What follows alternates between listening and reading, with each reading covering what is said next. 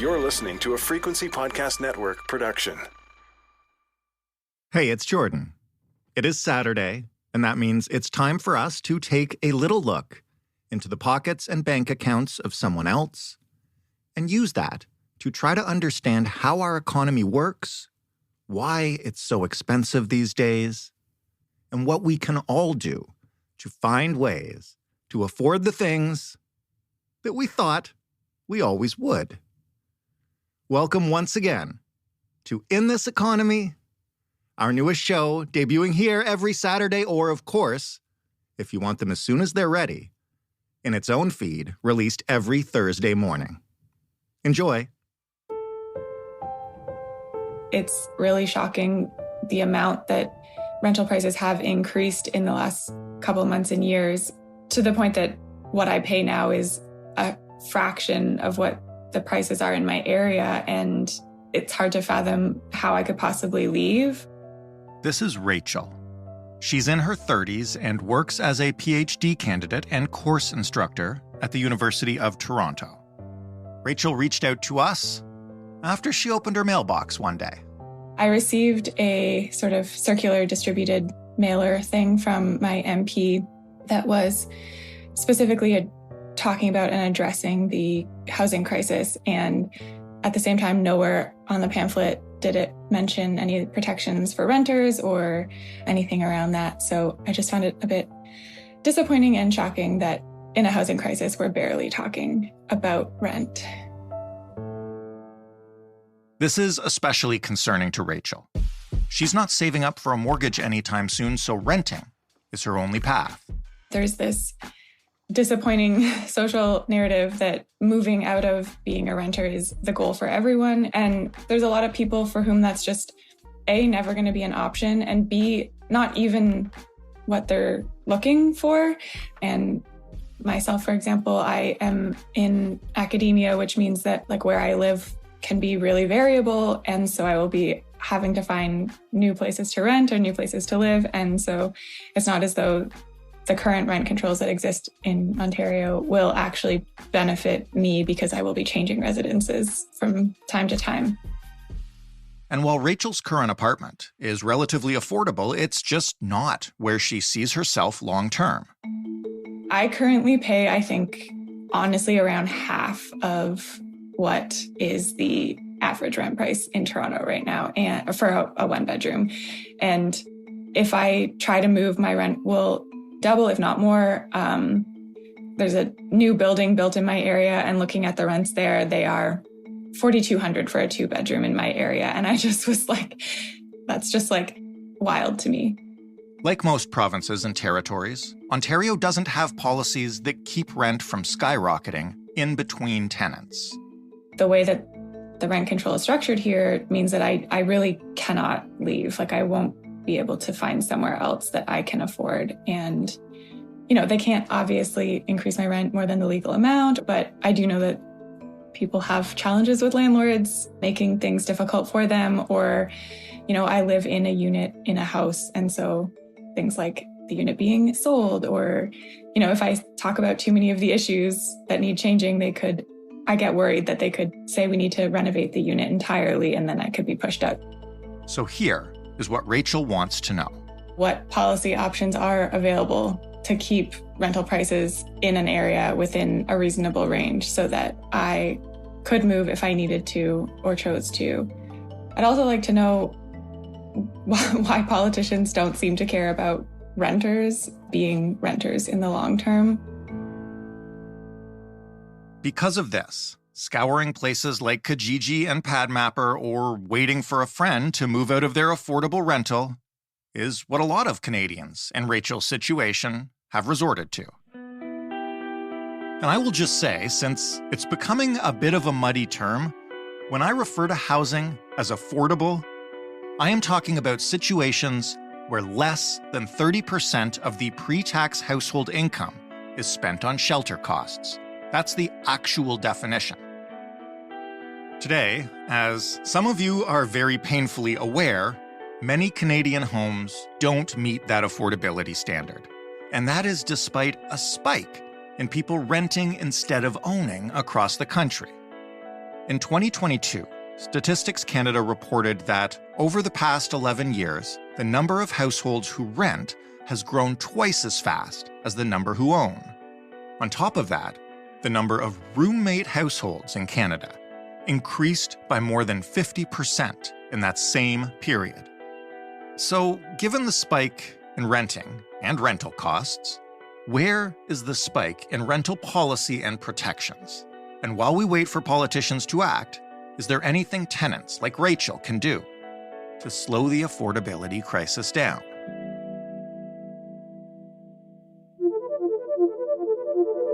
I'm Jordan Heath-Rawlings, and you're listening to In This Economy. It's a show that tries to help you understand the systems behind your money problems. From grocery bills and credit card debt to cars to babies and, paying the rent. In every episode, I start by talking to a person like Rachael, who is facing a financial challenge, and then I speak to an expert who understands how to deal with it. Somebody who can explain not just the factors behind the problem, but who can offer, if not perfect solutions, then things to work towards. Options that might help, even in this economy.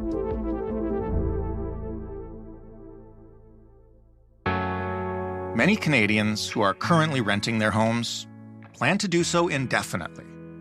So according to some studies that I have done, about 70% of all tenant households do not earn enough to aspire home ownership anytime soon, and they would also never qualify for any housing subsidies. So they're just out there renting in the private sector and fending for themselves.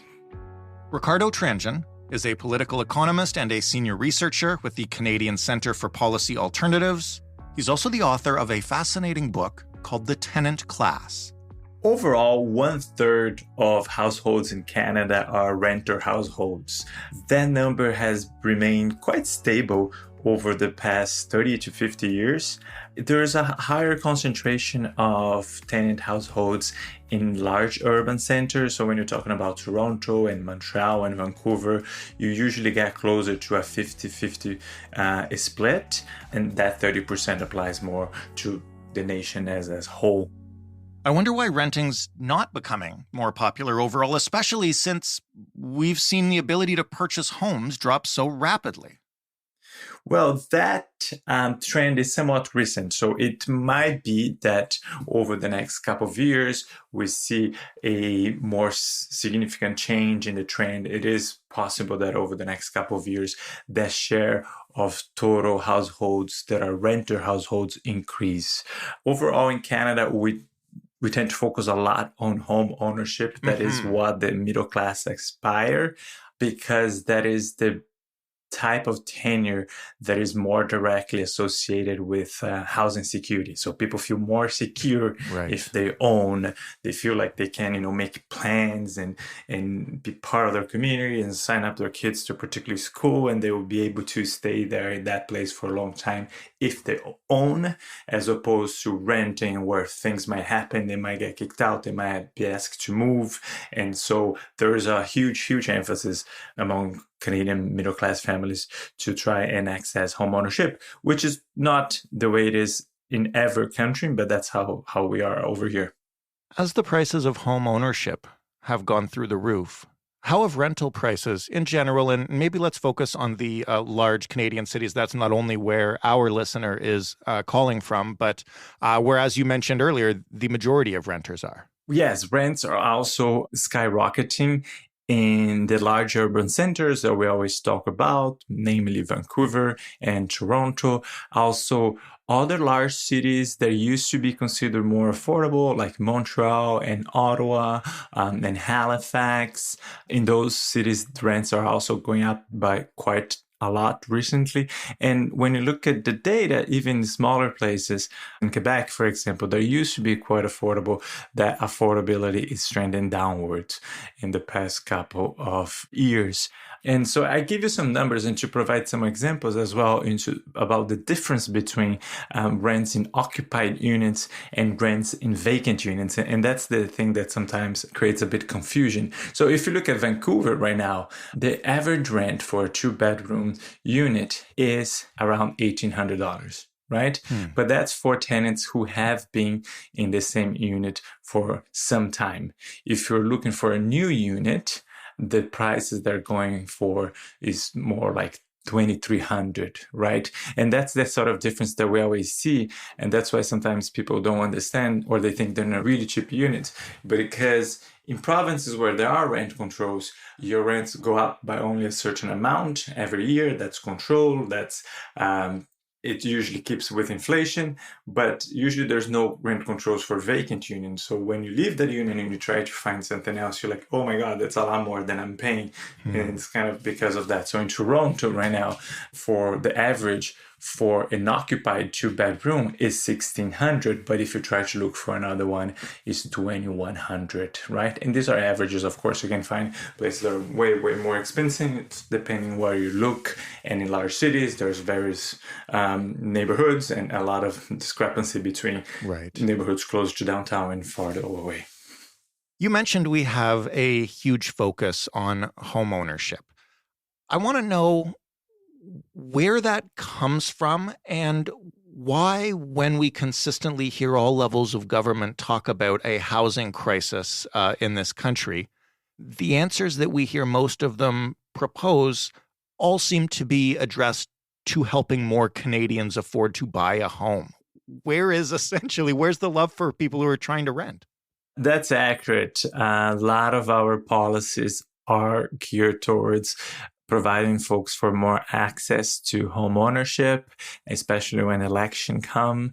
Those election platforms are usually filled with promises and policies with that objective. Sometimes those policies are even a little bit counterproductive because a lot of them involve providing families with more credit, and that additional credit could actually help to increase the prices of housing because people are able and willing to continually bet more and more on the price of those houses. But it is a combination of culture and policy and economics. So culturally, we associate homeownership with security, and not only with security, we actually associate with success as well. It is the sort of the milestone of a successful middle class life. You have to buy and own your own house. But also government policy has, since World War II, put a lot of emphasis on giving folks more access to home ownership through various agencies and financial schemas, and a lot of emphasis has been there. And when it comes to the rental market, by and large, the approach has been to just allow folks to fend for themselves and then to provide very low-income families with either a subsidy that helps them to pay rent or social housing unit where rents are geared to income or rents are lower. But by and large, that has been a very sort of residual policy in the sense that it's targeted, and it's really targeted at very low incomes.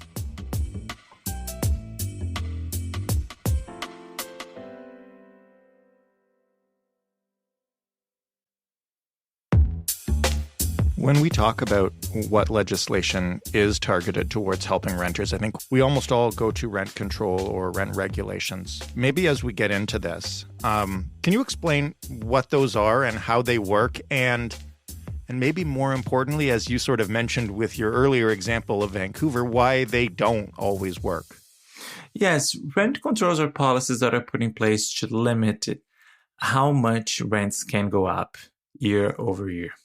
The most common rent controls that we have in Canada right now in provinces like British Columbia and Manitoba and Ontario and Quebec and Prince Edward Island are rent controls on occupied units, meaning once you come in, you rent a unit, there's a certain amount that you agree to pay, and that amount can only go up by so much at the end of the year. That so much is a guideline that the government announces, usually around October, and is usually attached to the rate of inflation for that year. So that's rent controls on occupied units. We used to have, in some provinces, to have rent controls on vacant units, which means that once you leave your unit, the next tenant would only be asked to pay that same controlled rent increase that you would have paid had you stayed, right? So, the rent control is applied to the unit, not to the tenant. But then, in the past years, in the past decades, actually, places like Ontario and British Columbia, we adopt vacancy decontrol, which means that between tenancies, landlords can increase rents by however much they want. And on average, it's by a lot. In Ontario right now, the average rent increase for turnover units is around 27%. So rent goes up by almost 30% between tenancies. And there are other ways you can, fine tune and target rent controls, but that's kind of like the gist of it, of what we have in Canada today. Maybe I'm being simplistic, but the way you've just described those two different forms of rent control and the lack of vacancy controls would seem to imply that landlords have a huge interest in getting tenants out of their units and getting new ones in. Absolutely. And that's one of the two big problems with vacancy decontrols. First, as you mentioned, it provides a huge incentive for evictions, or at least for not, going out of their way to making the house a good place for a particular family, because, should they ever be displeased and decide to leave, well, you get to increase the rent by, 30%. So that is a huge problem. The other problem is that the nature of the rental market is such that there's a high turnover, meaning every year in cities like Toronto, at least 15% of the units change hands. Tenants go, tenants come. That's the nature of renting, right? And so if in that big chunk of the total stock, rents are going up by that much year after year, you see how over a period of 5 years, a large part of your total rent stock was subject to these really high rent increases. So, that puts a huge upward pressure on rents. This brings us to one aspect of the specific question our listener asked us, which is they're in a situation where they do have rent control, but their current place doesn't have the amenities or maybe the location that they need. So they would love to be able to move to a different unit. However, if they do that, they're going to lose their rent control and be stuck paying market rates. And I think about that in Rachel's case, but also just like if you are a family who rents and you want to have another child, or you want to start a family, for instance, you can't just easily create more space by paying the same rate that you are now. Absolutely. And back to our point about, the focus on home ownership and how we love it and so on. There are actually many benefits to renting. And one of the underrated benefits of renting is mobility, right? Renting should have a lower transactional cost than owning. So if you own a home, if you try to sell it and buy another one, usually that is a somewhat complicated process. You pay quite a bit of money for doing that and so on. The transactional cost for renting should be much lower, so that if you get a job in the other side of the city, you don't think about it twice. You just go take that job and then move closer to it. If the childcare spot that you found happens to be also kind of far away, you can move closer to it. Sometimes in the sandwich generation experiences that a lot. Sometimes it happens that now you need to take more care of your parents. So it would be a lot helpful if they move closer to you or you move closer to them. And, there's a number of sort of family, personal, and economic reasons that would kind of push people to move back and forward. And if there was not that huge premium that exists right now because of the absence of vacancy controls in relocating from one place to the other, that mobility would be really helpful to individual tenants, but it would also be arguably have a good impact on the economy more broadly, as people can get the jobs they're best qualified for, people can spend less time commuting, more time working and doing other activities, and so on and so forth. Is there anywhere in Canada that has that kind of control? Yes, Manitoba and Prince Edward Islands still have controls on vacant units, and they're not bulletproof, but they're still there. And the interesting thing is, Most rent controls that we have right now in Canada date back from the mid-1970s. And guess what we had in the mid-1970s? Really high inflation. And then the federal government at the time said, well, how do you control inflation? Well, what is one of the biggest expenditures people have? Housing. So, okay, so let's control that, because if we, hold the cost of housing, it will help us to slow down inflation. So the federal government negotiated with the provinces because it's a provincial matter. And then provinces across the country implemented the rent controls. Some of them removed the rent controls as soon as they could, kind of early 1980s. Some kept them, some slowly dismantled them, like Ontario is doing right now. But it's interesting because we also, in our current context of high inflation, we're not doing that. We're not trying to bring in rents directly. And some research now is showing that the high interest rate policies that the Bank of Canada is implementing is actually having a negative impact on inflation through mortgages and rents. So why wouldn't we attempt the same thing that we did last time we faced high inflation and higher rents? We see a ton from governments about homeowners and prospective homebuyers, and we don't hear a lot when it comes to supporting renters. Why wouldn't we simply just do what we know has worked before? I think the political consensus has shifted quite a bit to what many would refer the right, or more specifically, in the 1970s, there were more politicians, there were more governments willing to use government's regulatory powers to control and have a direct impact on social and economic policy. Since the 1980s and up to this day, governments have been very shy at using regulation to ring in the market, to tell businesses what to do and what not to do. The free market ideology has become quite stronger. And I think that, to a large extent, explains government's reluctance to act on a number of fronts. During the pandemic, we had a little bit of a hiatus on that approach because the government did kick in and did what had to do. And then some people thought that would be a different, new moment, new epoch in terms of government interventions. But no, governments continue to be quite shy on that front. But with rent controls specifically, rent controls have a really bad reputation. And for two reasons, and that's quite unfortunate because we need a serious conversation about rent controls in Canada. But quickly, the two reasons are, first, we had what we call the first generation of rent controls. Right after, and during and after the Second World War, we had these blunt rent freezes for undetermined amount of times. And it was just, the cost of living was too high. There was not enough housing. People were paying too much in rent, and governments just froze rents. And not only in Canada, in other countries too. And they froze without telling folks how long it would be frozen for. They had a negative impact on the market. They prevented investment. They prevented landlords from investing in the state of good repairs of the buildings. So some research shows that those rent controls, those first generation rent controls, they thwart construction and they had a negative impact on repairs.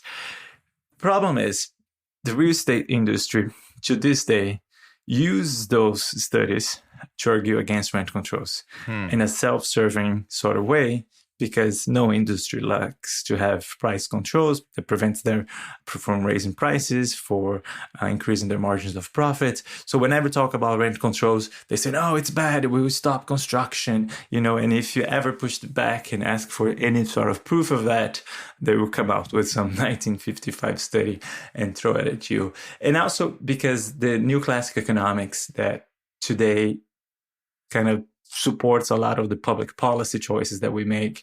In those, economic theories, price controls are generally bad because the notion is that the market will self-correct, just wait, and price controls are bad. And it doesn't matter what kind of price control. It can be on bananas, shoes, or rent. Right. They're bad. So for those reasons, and I think those are wrong reasons, we don't have a serious conversation in this country about what kind of well-designed, thoughtful, carefully implemented rent controls we could put in place at this time to help with addressing skyrocketing rents.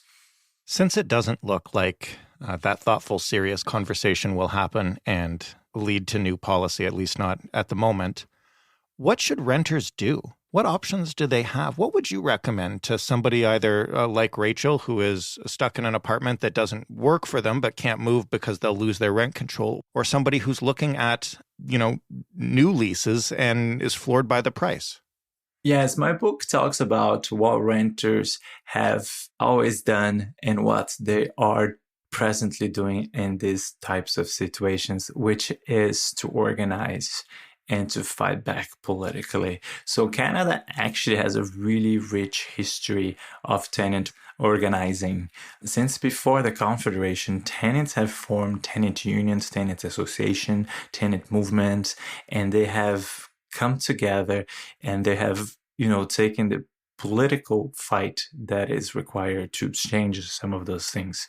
So we see that throughout Canadian history, though we don't often hear about it. And then nowadays too, we have tenant unions and associations across the country. Some of them are quite militant. Some of them are quite well established, well structured. Right now in Toronto, we have a number of buildings, 5 or 6, in a total of more than 600 tenants on a rent strike.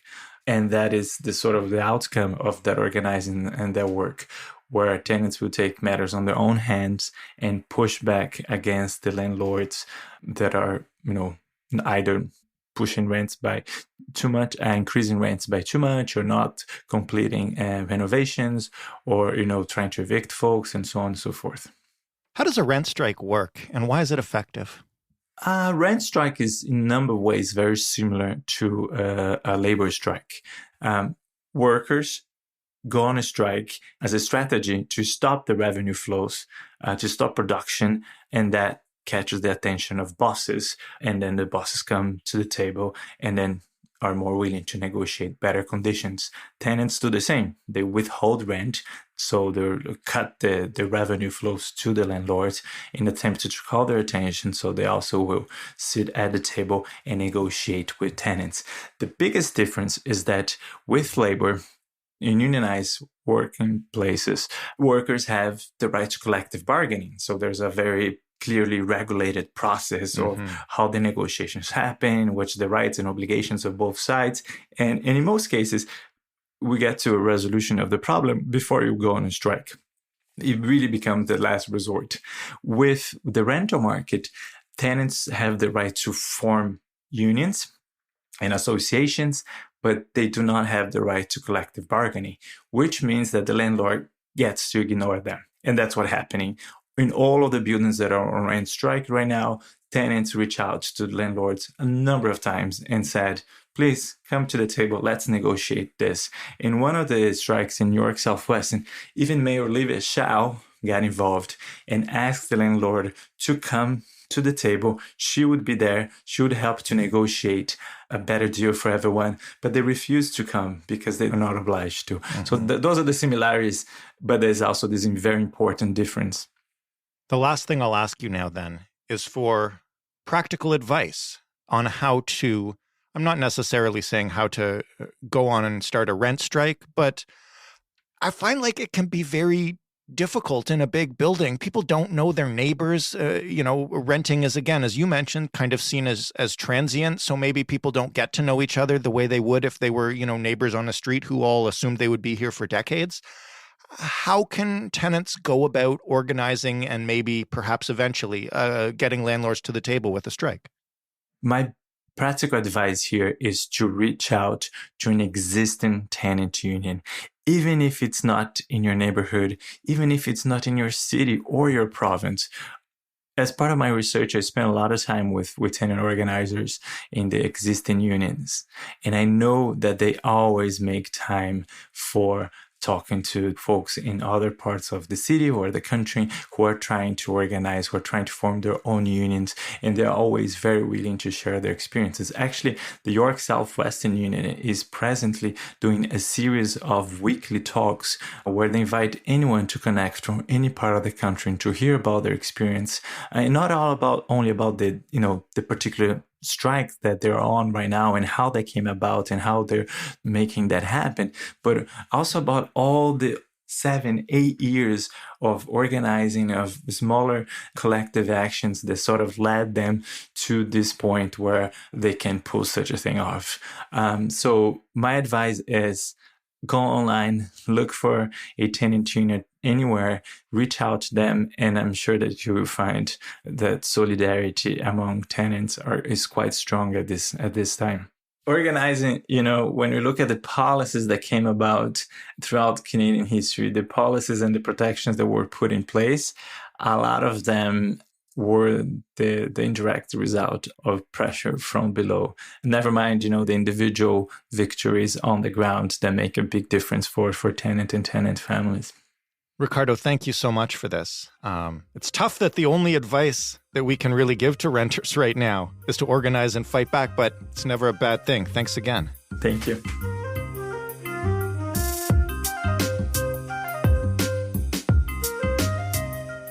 You can find Ricardo's book, The Tenant Class, wherever books are sold, and if you're wonky about this stuff, you can check out his research by heading to the Canadian Centre for Policy Alternatives at policyalternatives.ca. And listen, I can't magically find you an affordable apartment, but if you're not yet ready to make the move to Manitoba or PEI, here are a few things you can do, maybe, to help with the cost. First, talk to your friends about renting. Tell each other how much you pay, how long your lease is for, and crucially, if any of them might be giving up that lease to move into a different apartment. And if your friends have good landlords, well, talk to them about that, because those good landlords, rare as they might be, probably rent other apartments, and those apartments might be available. So really, just talk. Talk to people who rent about rent. Second, like Ricardo said, policy change is inspired by pressure from below. Do you know why homeowners get all the support and policies that they want? Because they complain loudly and often to their MPs, to their MPPs, to their city councillors, to their neighbors, to anybody who will listen and potentially help them. There's a reason we have the term NIMBYs, and there is a reason NIMBYism has been so effective. These people do not hesitate to get in touch with their representatives. And guess what? You can be just as annoying advocating for renters' rights. So look into any legislation currently on the table, find out whether or not your councillor, your MP, your MPP supports it, and if not, get them on your side. Call their office, ask for a meeting, write a strongly worded email. Whatever you do, they need to know there are people like you out there and that people like you won't hesitate to organize and vote. And finally, speaking of organizing, you heard it from Ricardo, and you will hear it from a lot of people who want to affect change when you feel like there's nothing left to help you. Organize. Whether it's to start a tenants union or an association, or just to have somebody to talk to about problems around your building, or call for a cup of sugar, it never hurts to know your neighbors. And once you do know your neighbors, you might find you have some power in those numbers.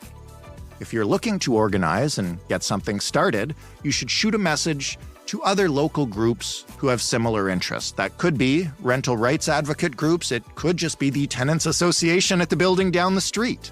As Ricardo said, there are a ton of people already in this fight who are eager to help you join it.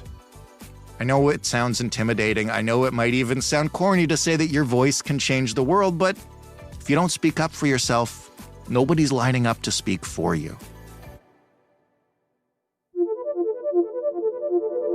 Thanks again to Ricardo for sharing his research and his organizing tips for those struggling with rising rents. And of course, thanks to Rachael for opening up and sharing her situation and her money problems with us. If you would like to do the same thing and get some advice from an expert, even if it's tough to talk about, we want to hear from you. I hope you know by listening to this episode, we'll find somebody who gets it to talk with. You can email us absolutely anytime. That address is hello@itepod.ca. You can also call us and leave a voicemail and talk it out. Remember, if you're going to do that, that somewhere in the voicemail, you need to leave your name and number so we know how to get in touch with you. That phone number is 416-935-5935. Again, it's 416-935-5935.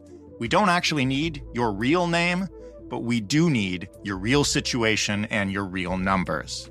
If you want to find us on social media for a little bonus content, we are on both Instagram and TikTok at In This Economy Pod. This is my first time on TikTok. Be gentle.